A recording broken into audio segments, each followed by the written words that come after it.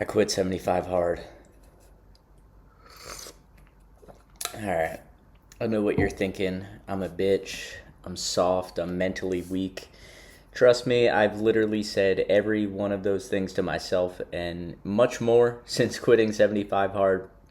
I made it through probably 23 days. I think I quit on day 24.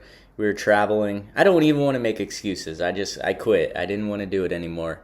Um, and this goes back to, I'm going to do the weave. This goes back to nationals in 2024.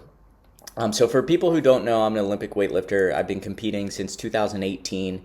Nationals 2024 was in Pittsburgh. That was the second time I got to compete at senior nationals. I was super excited. I was coming off of I made it to nationals in 2023 for the first time. So I qualified a few times along the way in 2019 and maybe 2021, but I never got the chance to go. So I competed in 23. We were moving out to Colorado Springs, so it just kind of worked out with the way travel lined up. I didn't have much expectation for that one just because we were moving across the country. I knew things were just crazy hectic at that time, so I just wanted to put up a total, and I did that at my first one. And then fast forward to Pittsburgh in 24. I had such high hopes for that one. 2021 was the last time, and still is the last time, that I hit a PR in the snatch or clean and jerk at 105 and 145. But for Pittsburgh, we were doing a lot of visualization at that time, a lot of mental conditioning.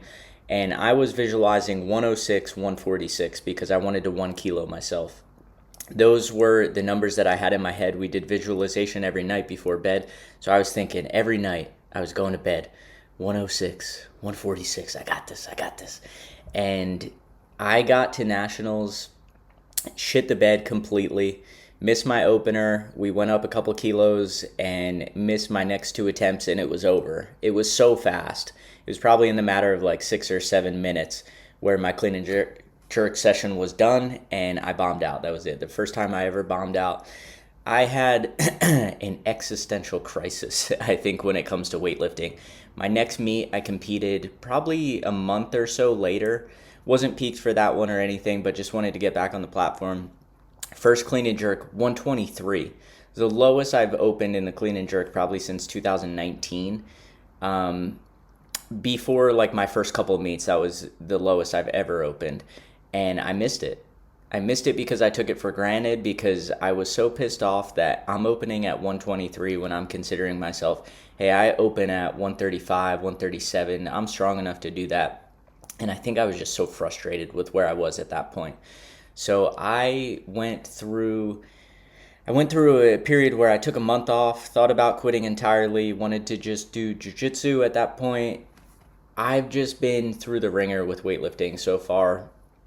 Probably the last year or so. So since nationals, I've been searching for literally anything. And whether it comes to work, whether it comes to life, been searching for any challenge I could find. I started following Nick Bear and the BPN team and just seeing more of these ultra marathon runners.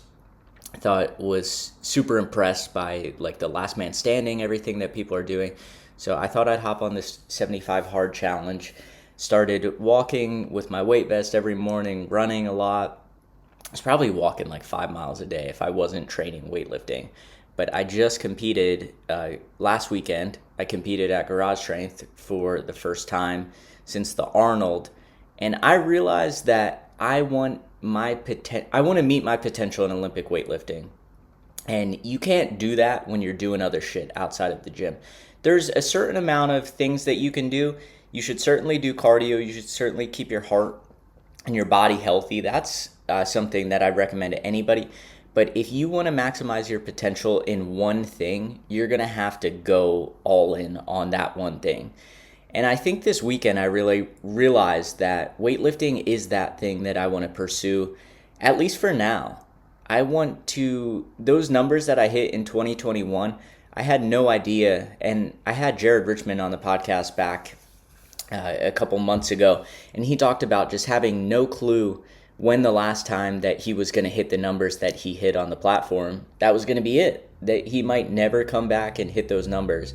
And I've come to that realization, if I don't put in the work, I'm never going to get back to those numbers. And that doesn't sit well with me. I want to do more than 105 and 145. Even though I'm impressed with the clean and jerk. My snatch has always been kind of shitty, but I'm working on it as hard as I can. And I think I have way more potential, way more in the tank than those numbers, but I know I just have to do more. So with that, I'm creating a clear sense of where I want to go. So I have a goal. First goal is to qualify for finals at 71 kilos. I'm still growing into that weight class, a little bit too small right now, but that's my first goal. And then we'll see what happens when I get to compete at nationals. But I think it's been awesome for me to have a clear path, a clear sense of direction, and I haven't had that for a really long time. So I might have quit 75 hard, and all the people who expected some sort of excuses or expected to call me out, I'm sure the Reddit gang will come for me, but that's fine.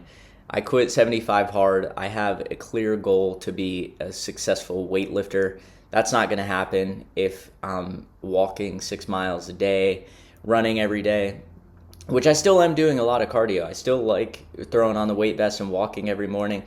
I know I did not count my 3.2 mile run this morning that I just got back from because I did not walk the remaining 45 minutes. But yeah, I'm okay with that. I can live with it. I'm glad I have a clear sense of goals. And going forward, I think it's just going to be a lot easier to be dialed in. So hope you guys enjoyed this one. I'll talk to you next week.